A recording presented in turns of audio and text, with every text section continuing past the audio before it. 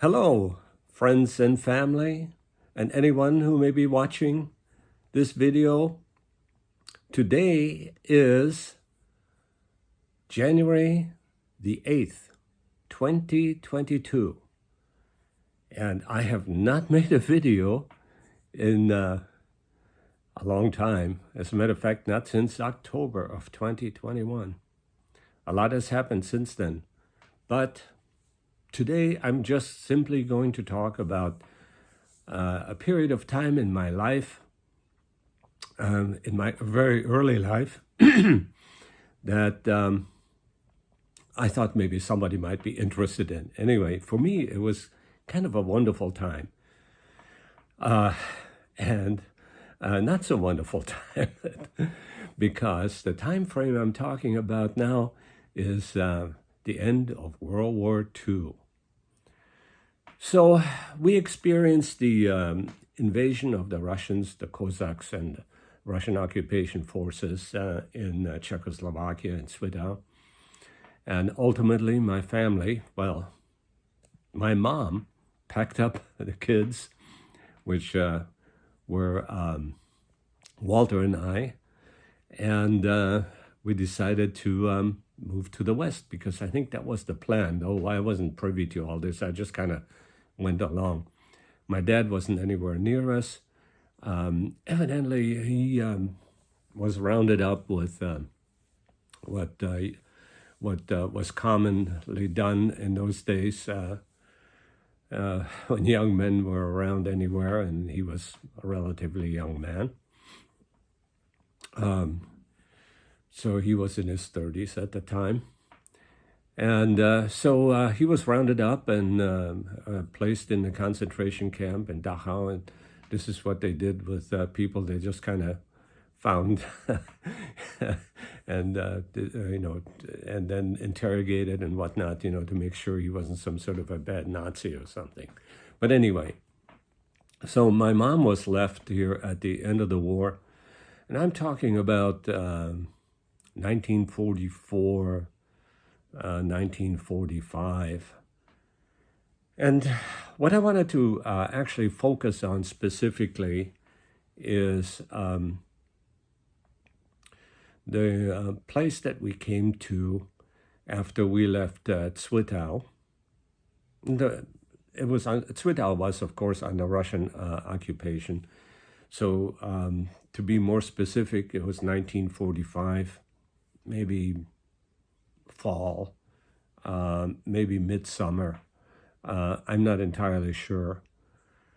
I don't know whether there are any records of this, but we somehow made it in relative comfort to a town in Thüringen, or in America it's called Thuringia, called Schönstedt.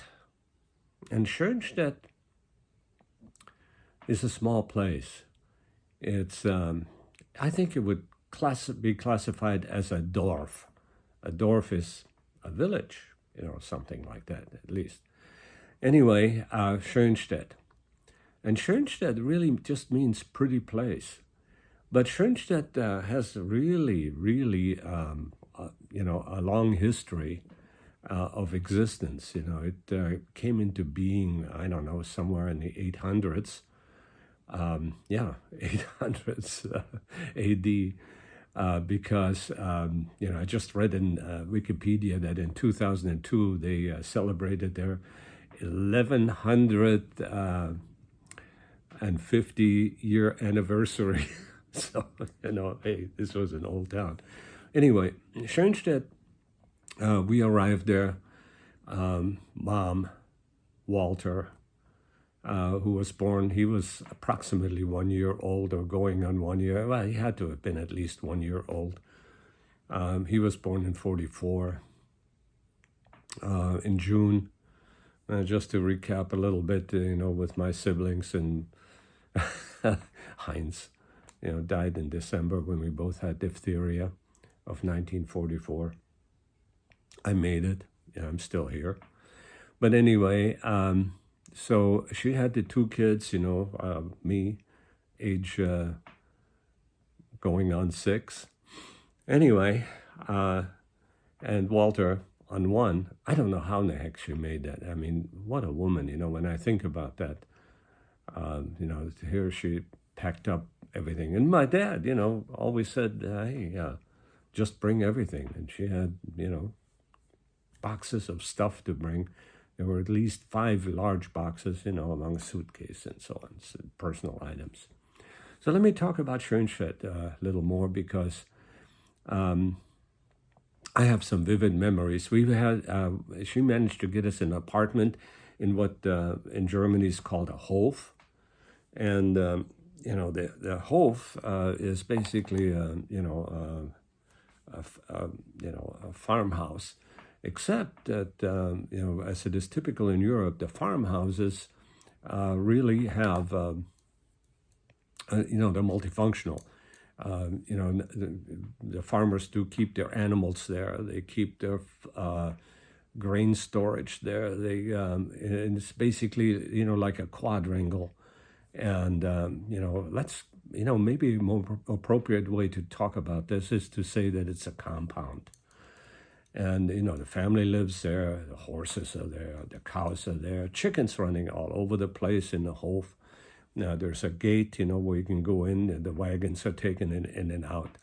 So anyway, she was able to get an apartment that had a kind of a veranda kind of thing to the street.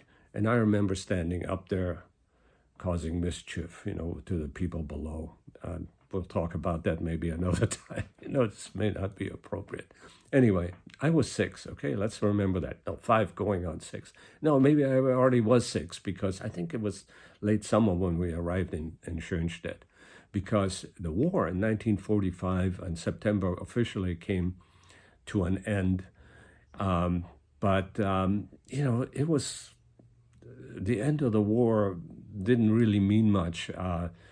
Hostilities probably ended long before that in several areas. For instance, in Zwickau, the war hadn't ended, but for us it was over. The Russians occupied our area and that was it, so. Anyway, Schönstedt, back to Schönstedt. So Schönstedt, I just read that it has a population of somewhere around 1,400 people. So nothing much happened, evidently that little town was bypassed, but it was a wonderful town. I have to tell you that I had a great time. The landlord or the farmer, enlisted me to help him. And I remember, helping him, moving wagons around, putting horses to the drawbar, and I was just there, and he says, "Hand me this, go there," and so forth. I remember one time, he wanted to rearrange the wagon, and he told me to hold on to the drawbar, and oh man, that thing was stronger than but I hang on for it for dear life. I remember being thrown around, on it, and he thought that was such a dumb shit. But chickens running all over the place, maybe even ducks, and it was a place, that was interesting for me to go there. I didn't go to school yet, but school started later on that year. So, so basically, my activities were taken up with, going exploring the town. I was all over the place, and the farmer, used me as a hand. And one of the things that I had to do is lead the horse, to the field where they would hook it to a plow. The plow was in the field, and and it was a big horse. I remember, of course, I was a little guy, but I led that horse, and darn it, it stepped on the back of my foot, with a hoof, and so my shoe was stuck, but the horse kept going, so I stopped the horse, and darn it, if that horse just didn't wait for me, so I could get my shoe, and then I grabbed it by the halter again and took it out to the field. So I don't know whether you could just let a 6-year-old guy, walking around town, especially, when during a time of war. But hey, everybody did that. I found other kids to play with and so on.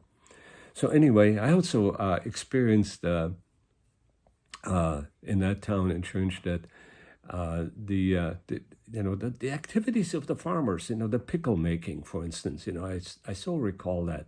How they had these big wheels. The drums that had these sticking needles sticking out, and they would counter rotate, and they would throw the pickles. Before they were pickles, they would throw the cucumbers in there, and then pierce them, and they would go into the salt bath or whatever they did there. And then from there, I know they were floating around in there for a while, and then they would decant them into barrels and, pickled them, however they did that. So, yeah, so here's my mom, right? We had to eat, we had to live, and she found a really unique way of earning a living, and that is she would use her cards to tell fortunes. Now I have to tell you, Mom was not a gypsy. She was a really smart woman. Highly educated, actually. But, I don't know who taught her. Maybe her mom taught her how to read cards. So she would do this, for the farmers' women, especially, that were looking for a husband. What has happened to her husband. And what? Every once in a while, she hit on something that was, where somebody said, oh, my God, this woman really is tuned in and knows what's going on here in the ether, because she told me my husband was going to be okay. He's going to be wounded and he's coming home. And sure as hell, husband was okay, was being wounded, and he was coming home. So, if that happens a couple of times, a word gets around. So people would bring her food, and so we lived, okay? Now, she had to still feed Walter and me, besides herself. So that went on. Of course, during that time, we heard nothing from our dad. But Schönstedt was really an interesting place for me. I seem to recall a church steeple with a stork nest on top. I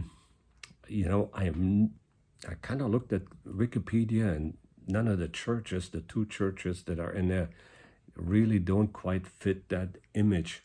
It could have been one of the churches in Marbach. But anyway, one thing I can tell you for sure, that from time to time, the town crier came around with a big bell, ringing, and, people would come out, and hey, he gave us the news of what's going on. So, another thing I recall from Schönstedt is on the weekends there was baking time. People would bake large cakes, like sheet cakes, sometimes round, sometimes on square, but really large, meaning maybe, I don't know, a couple of feet across or in diameter, pretty good size. Now, these things could not be baked at home. So the women would make prepare the cake, and then the girls would go and take it to the bakery. And in the bakery, they had large ovens, and they would bake the cake. As a matter of fact, that tradition even went into, where we lived later on in Marbach. My mom used to do the same thing, except the cakes weren't quite that big. But what I do remember is when the girls came, they had to carry these cakes on their head, because it was large. You couldn't just carry it in the front. So, one girl could only carry one at a time. So the girls would be streaming home with the cakes for the weekend, and the guys would go and tease them, and try to take a piece of that cake, because it was usually what they called Zwetschgenkuchen, which was a plum cake, and had a kind of fruit on it, and of course. I mean, what German cake doesn't have streusel on it, right? So that's kind of what went on there. And so, yeah. So, and so the reason we went to Schönstedt, which is kind of in Thüringen, as a matter of fact, if you want to look that up, you look at Langensalza, Bad Langensalza, and it's, it's in East Germany, actually. But at that time, when we arrived there, it was in the American sector. So, one morning, this is one of those things. One morning, I called my mom. I said, "Mom, the Jeeps outside, they have a red star instead of the white star, which, because we had made it into the American sector. It was critical, we got away from the Russians into the American sector." And she says, "Oh my God, the Russians are here." So once again, we we were occupied by the Russians. Jesus Christ, what are you going to do now? Well, anyway, I don't know whether it was a more civilized strain of Russians, or whether I don't know. They didn't bother us. In fact, we had, in 1945, a Christmas. They had us, the Russians, threw a Christmas party for the kids. And I've talked about this on previous videos, but not specifically because of Schönstedt. So, I remember getting a nicely painted toy, a truck, and they had goodies. They had actually some chocolate and stuff. So they treated us well. And I actually started school there, my first day in school. And it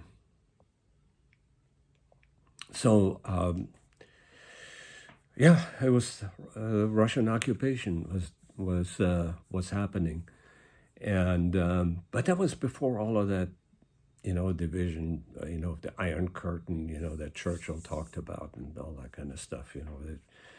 Germany was in just huge chaos. Everybody tried to carve out, the Allied forces, including Russia, carved out a section of Germany that they controlled, and that's how East Germany came into being, because the Americans gave up part of East Germany for a chunk of Berlin, because for some reason they didn't go into Berlin, and everybody wanted to have a part of Berlin, so. Anyway, Schönstedt. So it was a wonderful time. It was, for me, it was a wonderful time. It must have been harrowing for Mom, to now have to move again, because, the war was officially over in September. I think it was September 2nd or so of 1945. So, it lasted 6 years,